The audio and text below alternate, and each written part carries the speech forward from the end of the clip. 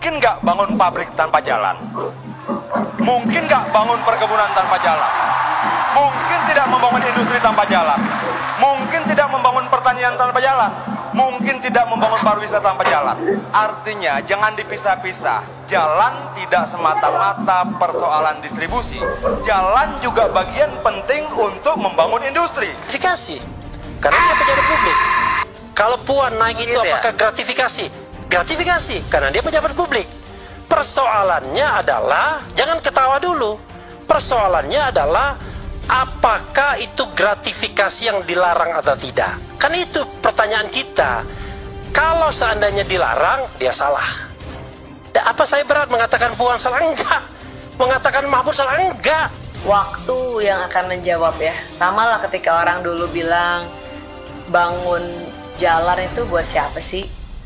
Bangun kereta buat siapa? Begitu kan. Selalu ada narasi kayak gitu. Karena kita memang nggak pernah. Dari sejak Indonesia merdeka, kita nggak pernah membangun sesuatu yang baru dari from scratch, dari nol yang kita bangun sendiri. Kan kebanyakan peninggalan. Jadi sesuatu yang baru itu ya pasti orang nggak biasa. Dan oleh karenanya mungkin sulit orang melihat hal-hal baik yang akan bisa kita dapatkan, manfaat yang Pak Jokowi selalu bilang, kita nih ngebangun sesuatu, kalau kita ngebangun infrastruktur, bukan hanya infrastrukturnya, tapi lanjutannya, multiplier efeknya.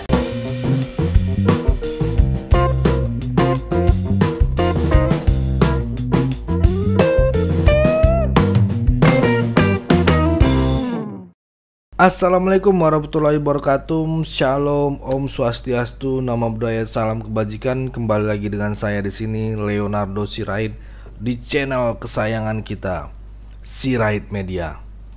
Baik teman-teman, di kesempatan kali ini kita akan membahas tentang Pak Jokowi lagi, ya kan? Ini makin asik teman-teman. Pak Jokowi ini mengatakan asal untuk rakyat gitu, asal untuk negara, saya pertaruhkan reputasi politik saya gitu ya.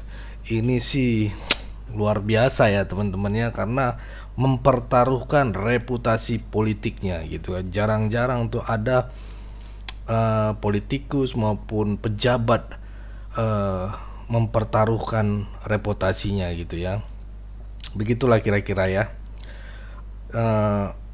Ada apa ya, dan mengapa gitu ya, apa yang ada pada diri seorang Pak Jokowi gitu ya. Tidak semua kalangan elit itu bisa terima punya presiden seperti Pak Jokowi, teman-teman.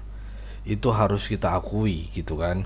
Karena dulu Pak Jokowi ini bukan siapa-siapa, bukan anak kolong merat ya, bukan anak orang kaya gitu ya, dan tidak datang dari keluarga terpandang gitu teman-teman ya. Biasanya kan kita tahu kalau dia anak dari kolong merat, terus anak terpandang, pasti dia akan mendapatkan warisan gitu ya, warisan tahta gitu ya. Karena penghinaan itulah hanya bisa dilakukan oleh orang-orang merasa lebih tinggi teman-teman, karena mereka menganggap Pak Jokowi itu rendahan teman-teman. Dan juga yang menghina Pak Jokowi itu orang yang iri pada dia, apalagi para garis keras yang sakit hati gitu ya, karena kalah dengan anaknya gitu. Ini sih hebat teman-teman, karena dia gimana ya, bisa dibilang ya beruntung sih enggak juga, karena berjuang gitu ya. Dia mengajukan anaknya, ya enggak juga mungkin ya memang udah garis tangan ya teman-teman ya. Contoh kayak Pak SBY mengajukan AHY untuk jadi gubernur, nggak menang gitu ya. Tapi Pak Jokowi itu diajukan oleh Pak Prabowo Gibran, menang gitu, jadi wapres gitu ya, wakil presiden gitu ya. Ini fantastik kalau menurut saya ya. Nah, Pak Jokowi berhasil teman-teman. Dia berhasil melawan ini semua gitu ya. Karena kunci menghadapi kebencian dan penghinaan itu kan adalah merendahkan hati serendah-rendahnya gitu ya. Jadi kita belajar ikhlas gitu ya. Sampai orang tidak bisa lagi di mana titik untuk merendahkannya gitu. Dan ini ada pada diri Pak Jokowi. Apakah teman-teman setuju? Komen di bawah ya teman-teman. Apakah kita satu pikiran gitu ya? Dan Pak Jokowi memfokuskan perhatiannya untuk semakin banyak bekerja. Itu yang keren teman-teman. Bukan kayak pembenci Pak Jokowi cuman hanya ngomong doang di media gitu, ataupun omon-omon gitu ya, tapi kerja enggak. Nah, yang saya salut ini Pak Jokowi ini ya kerja gitu tiap hari, tak di mana, di provinsi ini, di sana, di sini gitu ya. Pokoknya tidak ada diem gitu.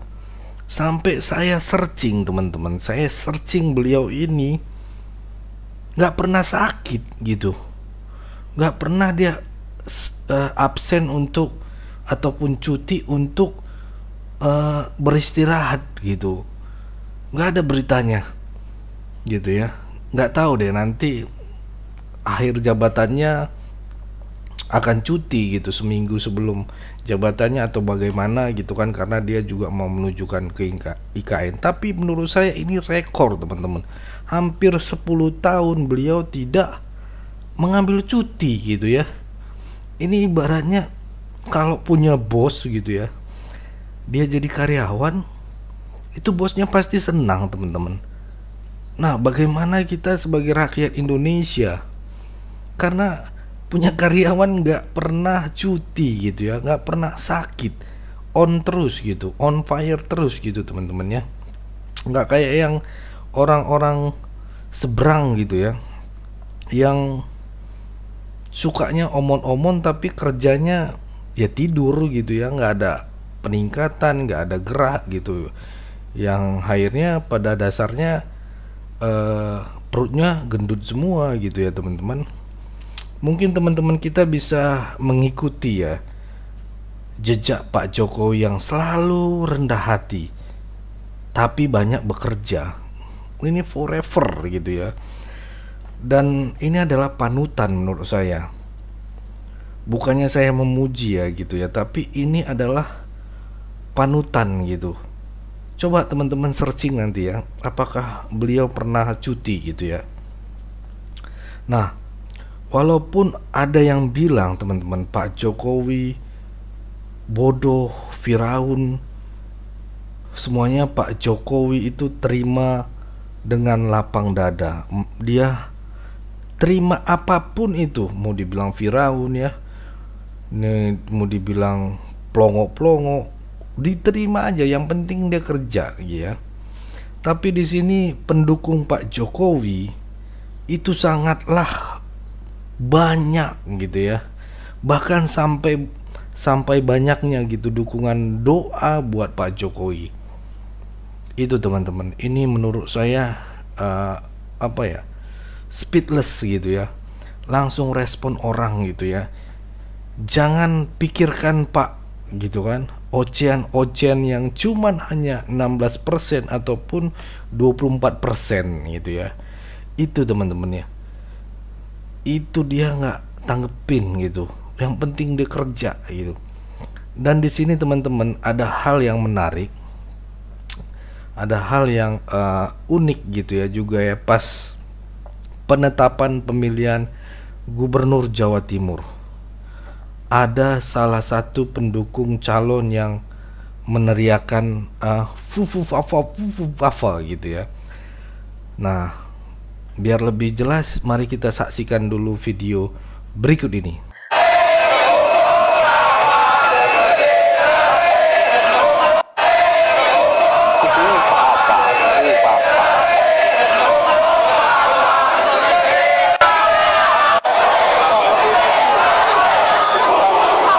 Itu tadi videonya teman-teman. Ini kayaknya pendukung 16% teman-teman yang belum move on dari kekalahan saat pilpres gitu ya.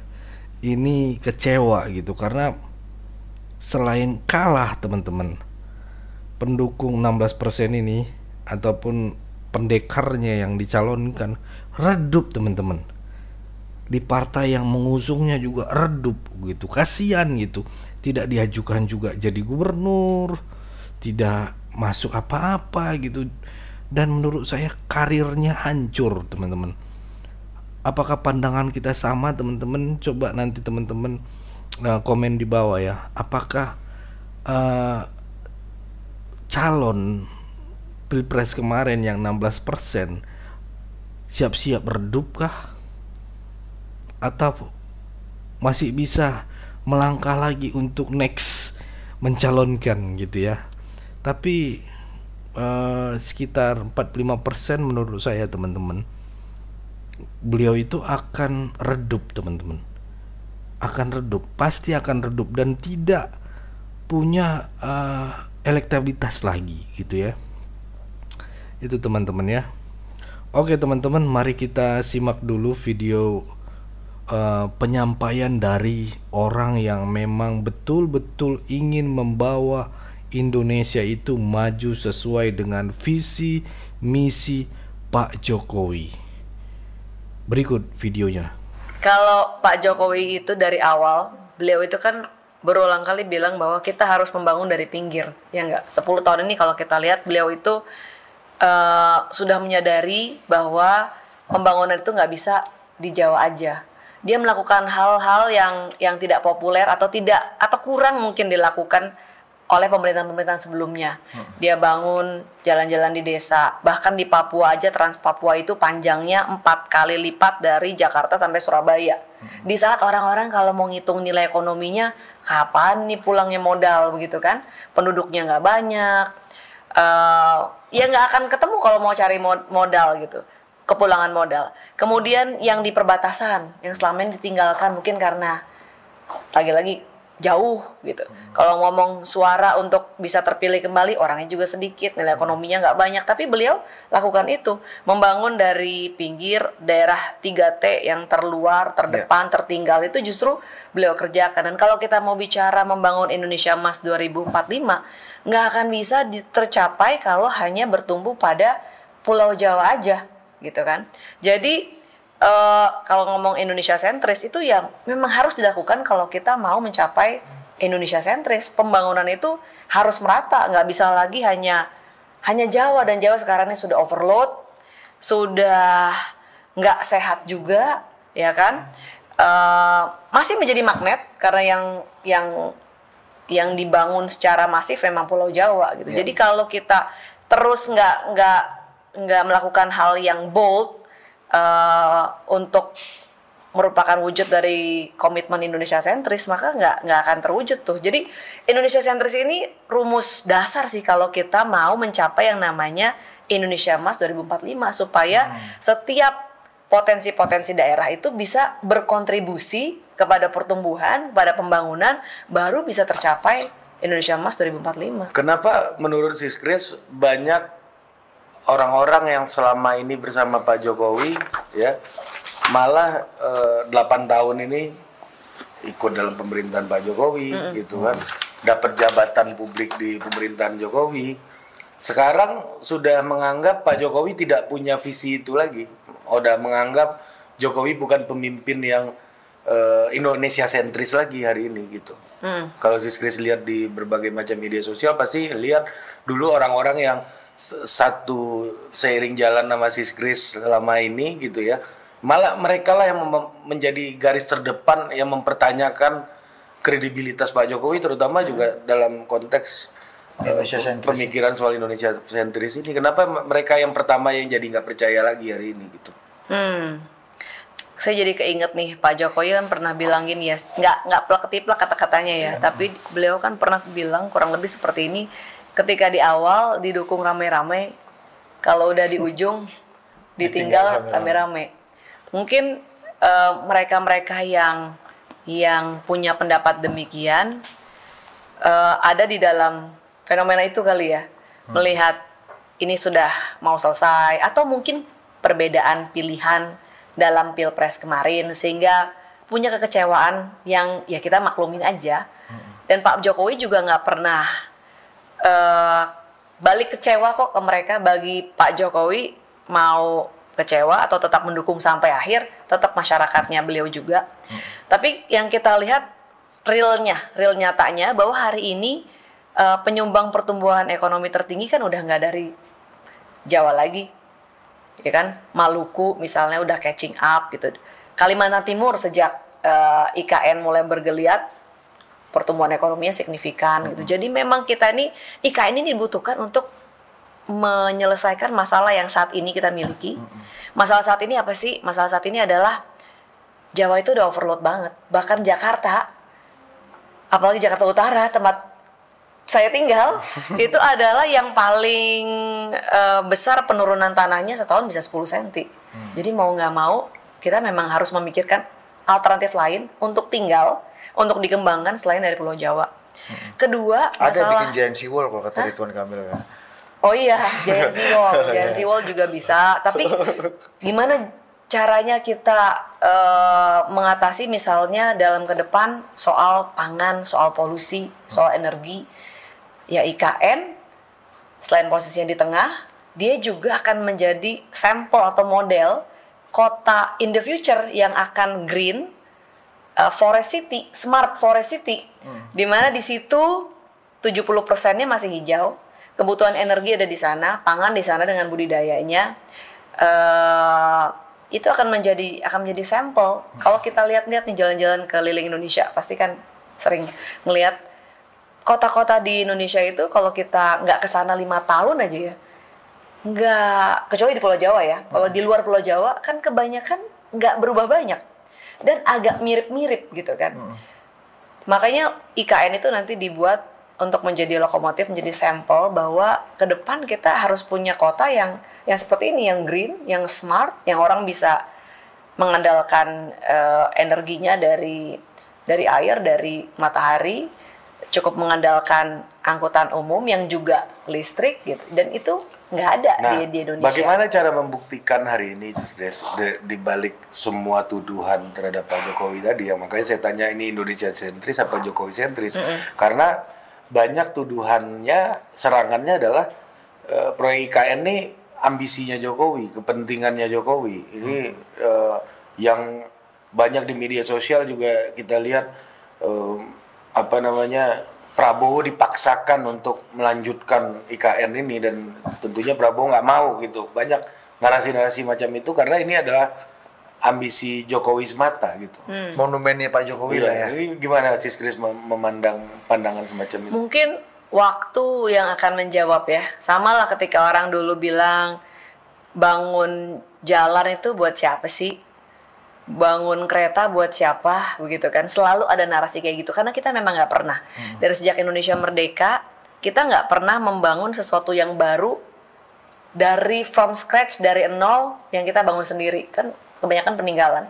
Jadi sesuatu yang baru itu ya pasti orang nggak biasa, dan oleh karenanya mungkin sulit orang melihat hal-hal baik yang akan bisa kita dapatkan, manfaat yang Pak Jokowi selalu bilang, kita nih ngebangun sesuatu, kalau kita ngebangun infrastruktur, bukan hanya infrastrukturnya, tapi lanjutannya, multiplier efeknya, di mana nanti orang akan ada lahan pekerjaan yang baru, potensi-potensi ekonomi baru gitu. Jadi susah sih kalau mau meyakinkan orang ya, mungkin orang itu harus melihat sendiri nanti ketika sudah jadi, bahwa ternyata bisa loh kita ini berkembang, ada pemerataan yang real bisa dilihat, nggak cuma Jawa doang. Karena mungkin susah terbayang karena sejak Indonesia merdeka sampai sekarang yang kita lihat paling maju ya Pulau Jawa.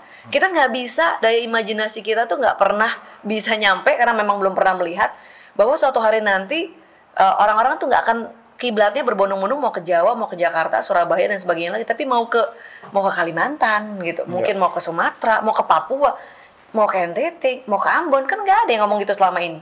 Jadi sesuatu yang baru itu ya mungkin menakutkan. Orang lebih nyaman dengan kesulitan, dengan status quo, dengan kesulitan yang meskipun sulit tapi kita udah familiar dengan kesulitan itu. Jadi sulit diajak berimajinasi. Saya pikir memang ini fase atau proses yang harus kita alamin sih, keraguan gitu kan. Ya udahlah, memang itu human nature. Nah, itu tadi videonya teman-teman. Cukup segitu dulu teman-teman ya. Berikan tanggapan kalian. Jangan malu-malu ya. Ayo dong, berikan masukan kalian, kata-kata kalian, tinggalkan jejak kalian ya. Karena ya buat masukan kita juga gitu ya. Jadi mana tahu kita bisa bertukar pikiran di dalam kolom komentar. Dan juga saya juga sering kalau malam saya akan baca-baca, saya akan like komentar-komentar kalian, masukan kalian, saya akan responin teman-teman, karena itu adalah bagian apresiasi komentar kalian dan jadi masukan buat kita membuat video-video baru lagi gitu ya. Ya, saya percaya tanggapan kalian itu membangun ya, bukan menghujat gitu ya. Saya tahu subscribernya Sirait Media gitu ya.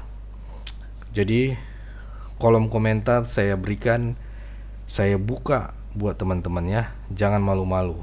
Itu aja mungkin dari saya teman-teman. Pesan saya pokoknya tetap jaga persatuan Indonesia. Jangan mau dipecah belah, jangan mau diadu domba.